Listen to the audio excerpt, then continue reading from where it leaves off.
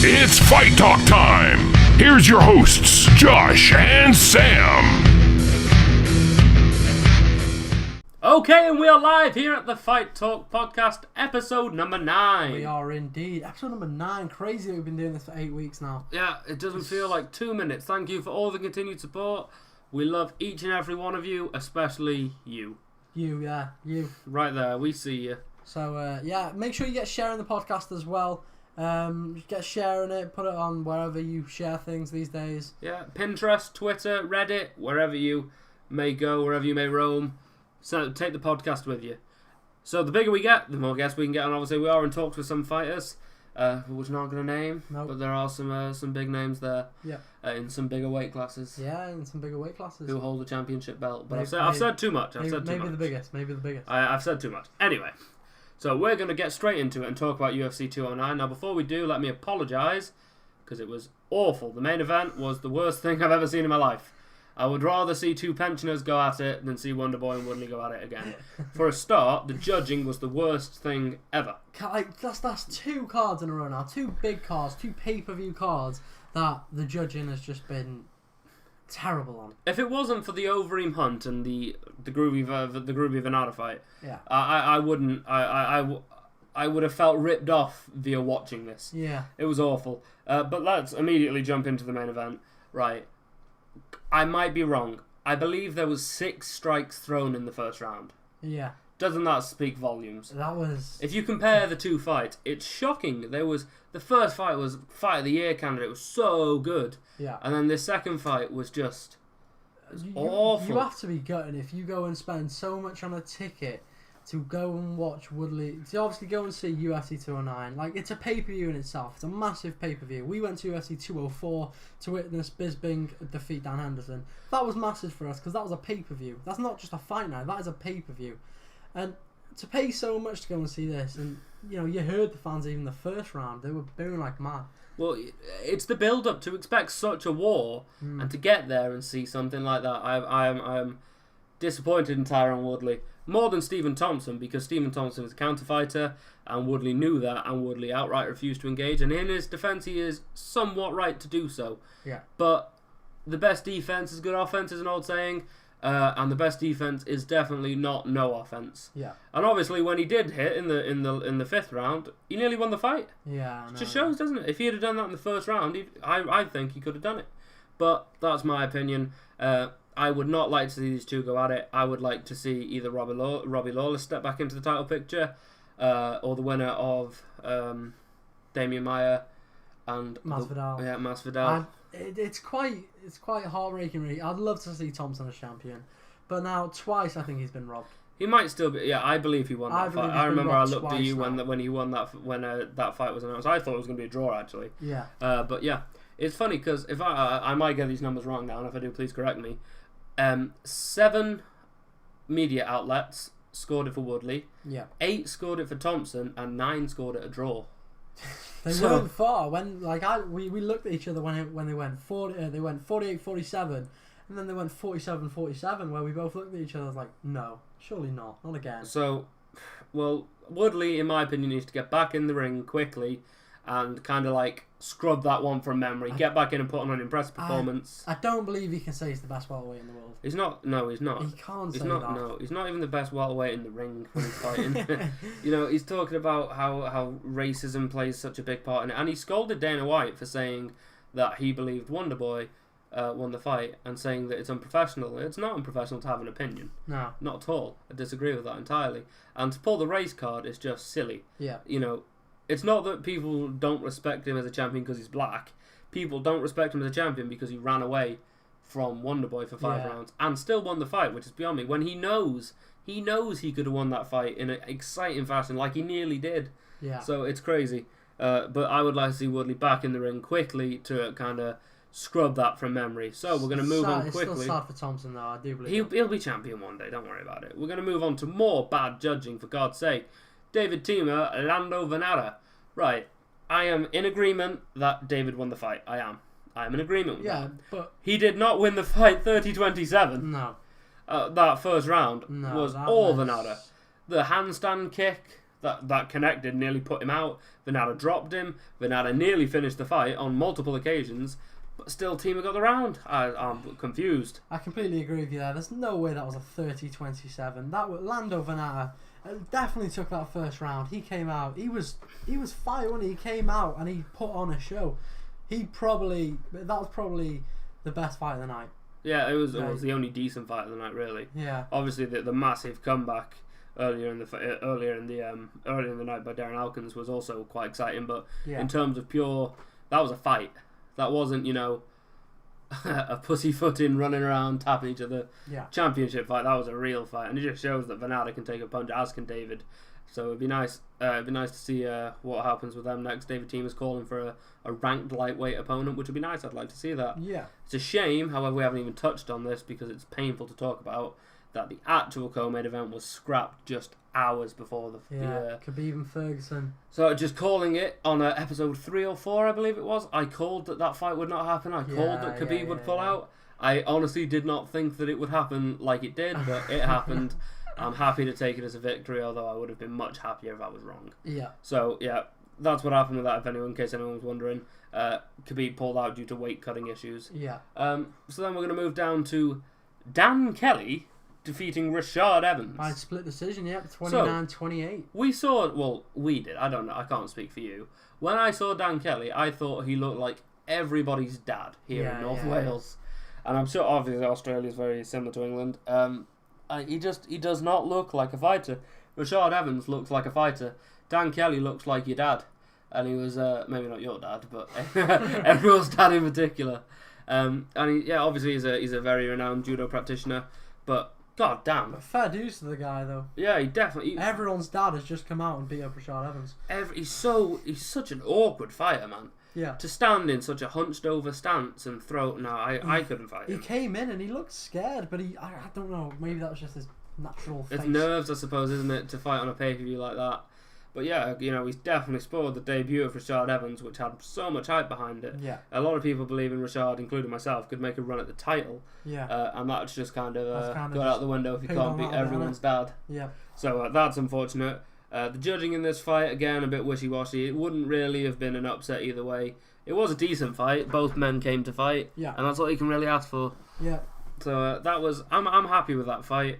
And then we had Cynthia... Can you say that? Not truthfully. Cynthia Calvillo defeating Amanda Cooper by rear naked choke in the first this was round. creepy. This is the type of thing you see in talent shows, like people being contortionists. The way she took her back from a failed anaconda roll was absolutely insane. Yeah. Never seen anything even remotely close to this. Yeah, it was pretty crazy. And obviously the fight ended in the first round via submission, which is always good for the women's fight. It's nice to see. Yeah, it's nice to see them get gone. I do enjoy the women's fights, but only when they're exciting. Yeah. Yeah, that was fantastic. Really, really well played. So then you go down, which was actually the first fight on the main card. Alistair Overeem defeating Mark Hunt by those knees. He didn't just defeat him though, did he? He killed him. No, that was absolutely smack. I've never seen Mark Hunt go down like that. I know. He was a shell of himself on either mat. But then again, he got back up afterwards and he was fine. So it's a shame. But I don't know if you know this. Mark Hunt and Overeem were both paid a flat $750,000 for their appearance. That's no win bonus or anything. That is their flat rate. That's pretty crazy. They got paid more than Woodley did. I do believe Woodley's going to be rather upset about that. Yeah. But irrelevant. He is not a former K1 champion. He's not had over 50 professional fights like Overeem. He's not the world beat at the Mark Hunt is. So. Get good, scrub. Who did Alistair Overeem call out? JDS and Francis Ngannou. Yeah, and Francis Ngannou. But then Derek Lewis put on Twitter afterwards, I've been calling out Overeem for ages. Overeem thinks that Derek Lewis is too slow for him, but Derek Lewis is just a slightly taller Mark Hunt. So I honestly believe that Derek Lewis couldn't have took those knees to the body that Mark Hunt took. I don't think. Oh, it depends if he needs the toilet or not, doesn't it? So I believe that very few human beings could take the punishment that Mark Hunt takes, but that's just my opinion. Yeah. But that was unfortunate. Where do you think we go from here then? I think Francis Ngannou and Overeem match up quite nicely. I'd be happy if I want to see Francis Ngannou get in there against anyone. his last fight really put. You've bought a ticket for the hype train. Yeah, of course. Unfortunately, Alistair Overeem makes a habit of crushing the hype train. Let's have a look over at Brock Lesnar over there, who Alistair Overeem crushed the hype train of. But Ngannou. Yeah, we'll see. But I'd like to see that fight. Obviously, for Mark Hunt, he has to go down the ladder now, which is unfortunate. But there's a lot of good fights that are on the way down. Derek Lewis isn't completely out of the realms there for Mark Hunt. That would be a nice fight. That would be a brawl. Yeah. What did you see? He's still on about suing Dana, isn't he? So yeah. But at the press conference where he went up to him and they didn't know if they were going to shake hands or not. It was a bit awkward. Well, the same day that Mark was scheduled to weigh in, the UFC made a motion for dismissal of the case. Yeah. There's no word if that was accepted yet that I know of. But yeah, that is something that is happening. But we'll see it. We'll see how that we've been over this. I don't want to talk about it in too much detail. I think it's wrong for Mark Hunt to be suing Dana White. Dana White is obviously the president of the UFC, but he didn't go around injecting people with steroids. No, of course. That's for damn sure. It's not his fault. He just puts the fights together, man. It's Mark, leave Dana alone, please. So the bonus awards, which mean they got 50k bonus, was Fight of the Night, Lando Vanna and David Tamer. Well, there was no other way to go about that, was there, really? And Performance of the Night was Darren Elkins. Of course, with that comeback, man. Oh my god, I counted him out. I was like, no, he's out, he's gone. No. And then, he comes back and wins it with a couple of punches and a head kick. Yeah. And ended up the other dude was it face down, ass up? Yeah. It looked like, so similar to how Mark Hunt was, unfortunately. Yeah. Just touching what you said before, Alistair Overeem, they both did come out with 750. Whereas Tyron Woodley, 500k plus his 100k win bonus. No, that's not plus, that includes. Oh, yeah. It does so it is includes, actually 500. So if Tyrone hadn't have won, he would have made 400,000, nearly half of what Overeem and Hunt made. Yeah. So Hunt, for 750 grand, Overeem can knock me out. I'll let him knock me out. Deal. Yeah, I'll have to let him though. I'm calling him out right now. Overeem, if you pay me that much, you come knock me out. If you pay me half of that much, I'll let you come knock me out.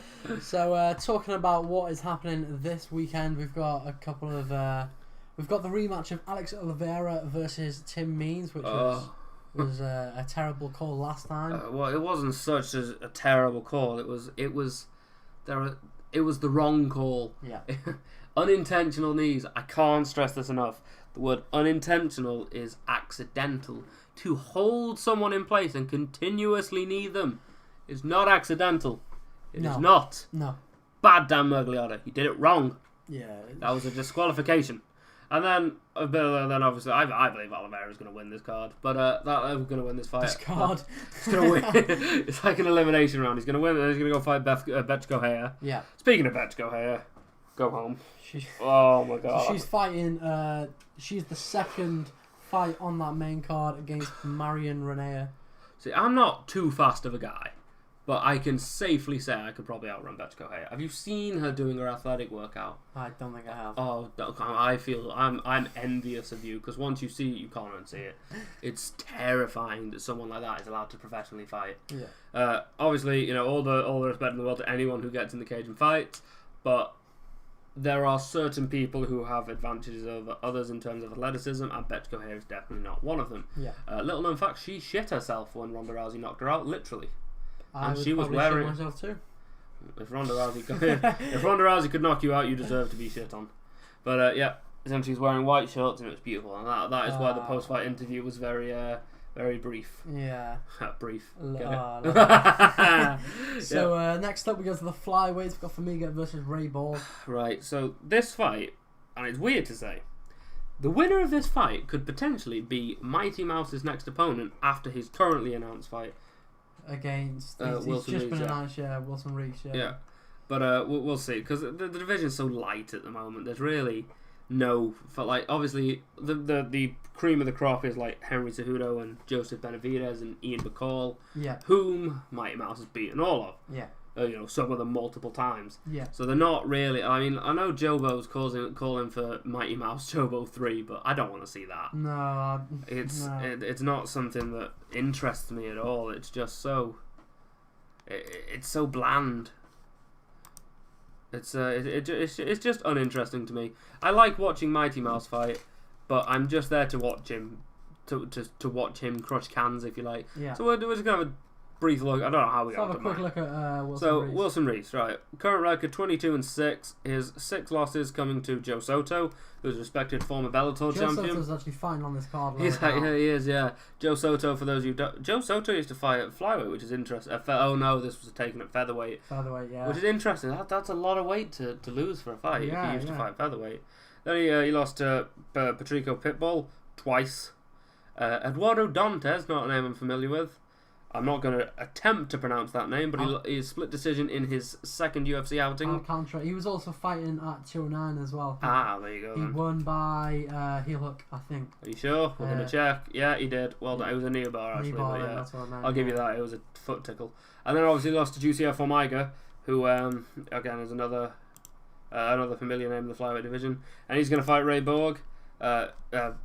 Where have I got that from now? Yeah, Formiga's going to fight Ray Borg. That's Ray where I got Borg that coming from. off a win against Lewis Smoker at UFC 207. The flyweight division is so shallow at the moment. It's like a kiddies pool. Everyone's fought everybody. It's been stuck in the mud for so long. It is. It's just because they've got such a dominant champion. It's like, hey, should we go fight Demetrius this weekend? Yeah. Yeah, I suppose. We'll pop up to see him. It's like going into a fight that you know you can't win though, because he's the best. He's so good. And he's really, his Twitch channel's really entertaining as well. Yeah. Which is interesting. Right, moving off, we've got a lightweight. We've got Edson Barbosa versus Benil Darouche. Yes, Edson Barbosa. Who's obviously his most famous thing is the back roundhouse knockout of Terry Etim. Yeah. Which is absolutely. He's also, I believe, correct me if I'm wrong, we're actually going to check this. He is the only fighter to win via leg kicks twice. Leg kicks twice. Let's have a look. He's got one leg kick. Three. Oh, 1, 2, 3. Yep. In the UFC, he's the only person to win with 3, which is interesting. Obviously, he's he falls short. He's good. He's good at some of those. He's very good, but he always seems to fall short when he comes against the big names. Yeah, like he Jamie lost. Jamie Varner knocked him out. Cerrone tapped him out. Michael Johnson beat him up and decisioned him. And Tony Ferguson, Yeah, but who doesn't Tony Ferguson does show? to the Al Kukui Ferguson choke. Al Kukui. So his last 2 wins, Edson's obviously against Gilbert Melendez, decision. Yeah, former title challenger, and Anthony Pettis, former champion. Yep. So he's no joke. And when you kick, there's 2 types of sounds it's going to make. It's going to make a slap or a thud, and that depends on the type of impact Or you a make. snap. Or if you're Anderson Silva, it's a snap. But when Edson Barbosa, it sounds like a gun going off. It's scary. Yeah. If there's one person I don't want to get kicked by, it's him. Yeah, of course. Obviously, Benil Darouche to me is most famous for his nose, man. I can't not look at his nose when I see him. So he's on a 2-fight win streak. First one was against James Vick.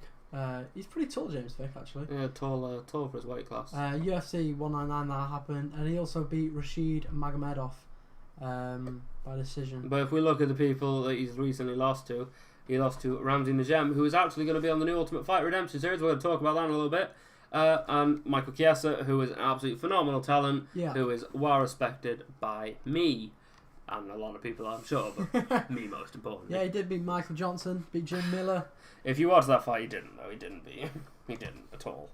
So, what we'll do, we'll carry upon up the card. We've got Mauricio Shogun, who are making a return against Gian Vellante. Shogun, how are you doing?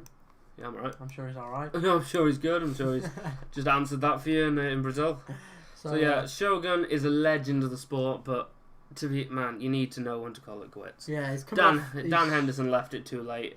But speaking of Dan Henderson, that's one of his recent losses. Yeah. But he's only had he's coming off a 2-win streak, which is impressive. Yeah, Corey Anderson, obviously the guy who is headlining UFC London with Jimmy Manoa, and also he beat he beat Little Nog, didn't he? But he didn't really beat Little Nog. The fight was very, very controversial in its decision. But his losses, all of them are finishes. He's lost to OSP via knockout. That was OSP's last finish, I believe. Yeah. Dan Henderson knocked him out, but Dan Henderson knocks everyone out. Chael Sonnen submitted him with a flying guillotine choke. Then we're going back to his old title days, and it's just since John Jones beat him, he just isn't the same. I think it was, Shogun's a legend. Shogun's a legend, so I think he needs to. I think it is time to call it quits. Yeah, I do. I don't think we're the people to be telling him that. No, not at all. We're not. We're not in his shoes. We don't know what he knows. Get on Joe Rogan's podcast, he'll tell us. Just like he did show up. So we'll look at his opponent. His opponent has a kind of a so-so record. He's lost to Filthy Tom Lawler. Tom Lawler's a great fighter. Yeah. He lost to Ilya Latifi, who is also a great fighter. He's knocked out Anthony Peros, who's kind of used as a stepping stone, really. Everyone's beat Corey Anderson. Yeah. Kind of weird that he's headlining in London if he's losing all these Well, fights. they just needed someone to fight Manuel, really. But yeah, I can't see Shogun not winning that fight, but at the same time, I just don't know anymore. And the main event, which I probably will outright refuse to watch, is Kelvin Gastelum versus Vitor Belfort. Vitor Belfort is determined to go out on his shield and will continue fighting until they have to bring him into the octagon on a stretcher. He is all the respect in the world for Vitor for carrying on, but God, Vitor, man, it's horrible watching Vitor get beat up. Because obviously the moves... He hasn't been too lucky lately. We saw him... It's not luck. It's since the TRT ban came in. You know, before that he had 3 head kick knockouts over Luke Rockhold, former champion, Michael Bisping, former champion, Dan Henderson, former championship contender. Yeah. So, and then when the TRT ban came in, Weidman steamrolled him, and then that's it. Yeah. GG. But obviously we saw it. We saw Gegard Mousasi finish him in London. In not London, Manchester. Yeah. But it was, again, it's unfortunate, but I can't see Kelvin Gastelum not winning this fight. But again, all Vitor needs is one, and then he will swarm on you like a swarm of piranhas, and it will be good night for you. So, right, we're going to get some official predictions in for this. I'm going to go with Kelvin Gastelum. You know, for Kelvin, I'm going to go for Vitor because we do like a bit of competition.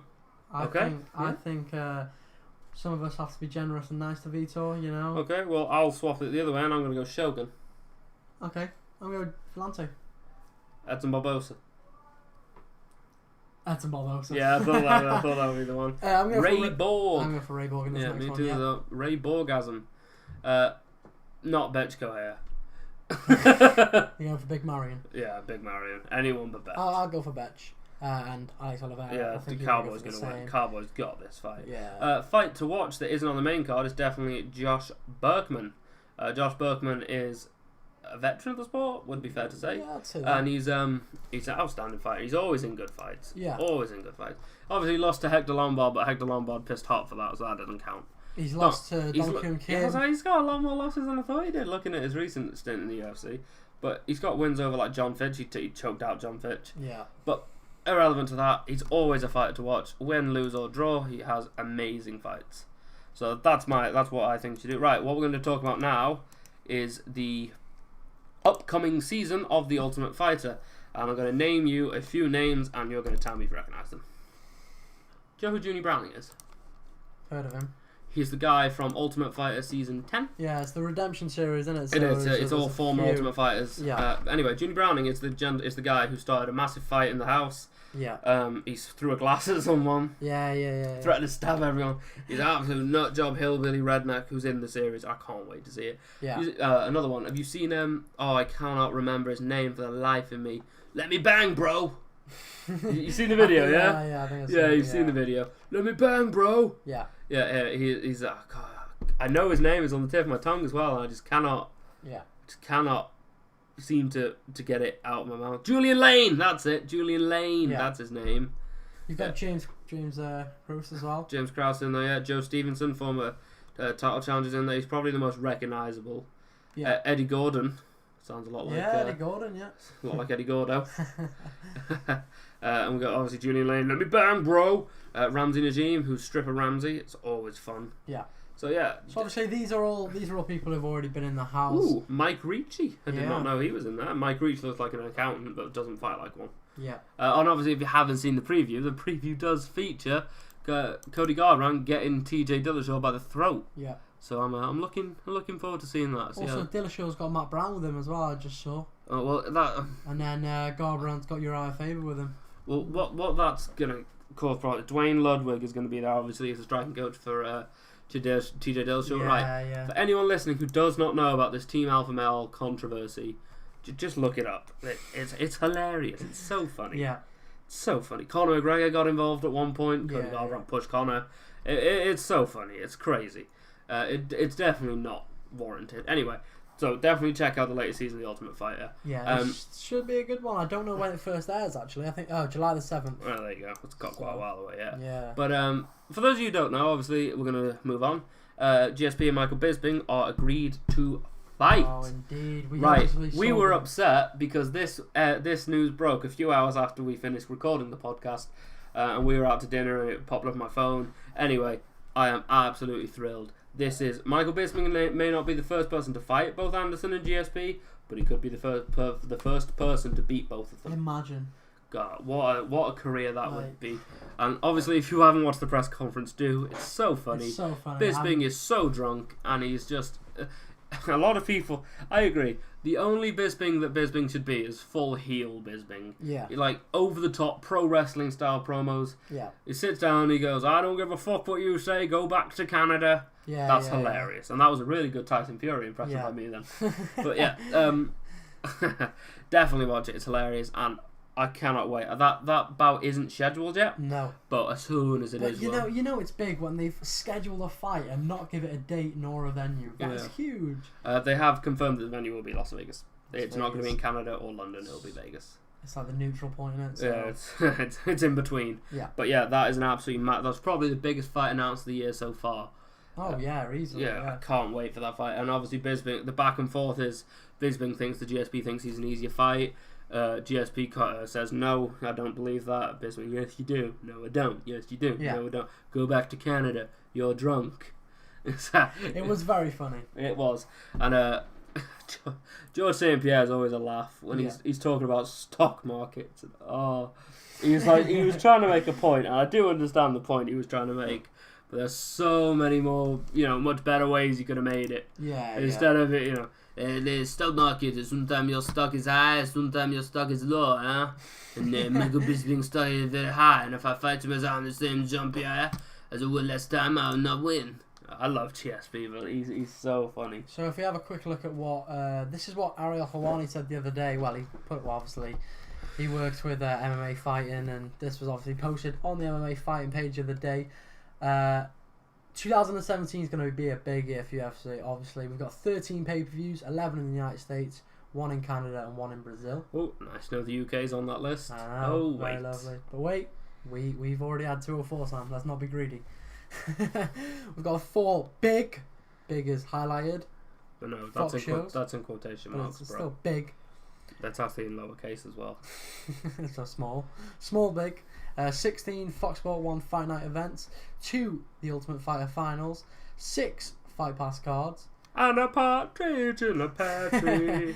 Events by region, 23 in the United States, 3 in Canada, 2 in Latin America, 3 in Brazil, 3 in Asia, 2 in Australia, and 5 in Europe, Middle East, and Africa. 41 events in total. Damn. So good time to be a fight fan. This fight's going on every other week. It's crazy. But yeah, I'm looking forward to seeing. So like, I don't. There's no other fight that interests me more than this Bisping fight. I cannot wait. Absolutely huge. In other news, which is shocking news to me, Big Ben Rothwell been flagged by USADA for an anti-doping policy yesterday. Bloody hell! I've only just seen this. Yeah, well, I was going to talk about this anyway, but yeah, I have just noticed that's popped up. Yeah, Big Ben is one of the biggest advocates for clean fighting in the world. So it's very odd. That is as shocking to me as Bisping coming up. I don't believe it. No. I'm putting my foot down. I don't believe it. No, I disagree. It didn't happen. But yes, he has been flagged. That does not mean he's guilty. It just means that there is a potential doping violation. No. Chris Cyborg has recently been cleared of her, so it's not unheard of for a fighter to just be exonerated of them. Reading this now, it says Rothwell, 35, well, I don't know why I stated his age, but he was slated to face Fabricio Verdum at UFC 211 on May 13th in Dallas, but is now provisionally suspended pending the USADA investigation. Surely they need to hurry up and get this done, really. Yeah, there's no real, because if the fight is going to continue, obviously Fabricio needs to continue preparing for Rothwell. If it's not, he needs to switch up his training and prepare for someone else, and they need to let him know. There aren't really that many. Is Roy Nelson off suspension yet? I'm not too sure. Roy Nelson could step in, I suppose. There aren't as many. Francis Ngannou, I suppose, lineman replacement. Derek Lewis is not suspended at the moment. That would be the big fight that Francis Ngannou said he wants. Is it a bit much though? But Francis Ngannou, the primary stand-up fighter for Fabricio Verdum, is one of the best jiu-jitsu specialists in the world. Is he not a bit of a step up in competition? No, I'd be happy to see it.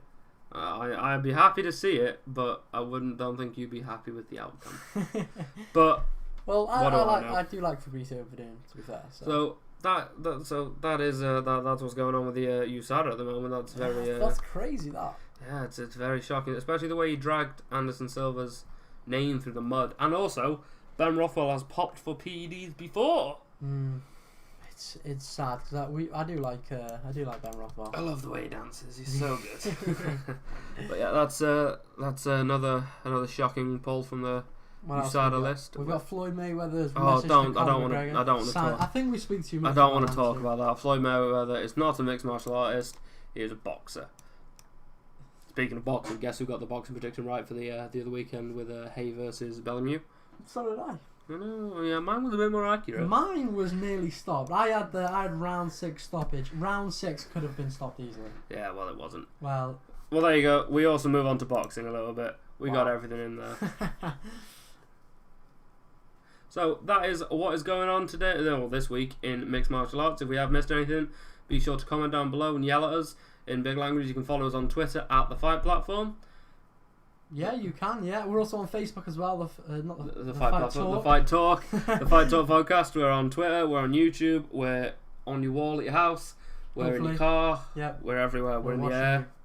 Right, so definitely check us out. Thank you so much for all the support, guys. We love you, and we will see you same time, same place next week. See you later, guys.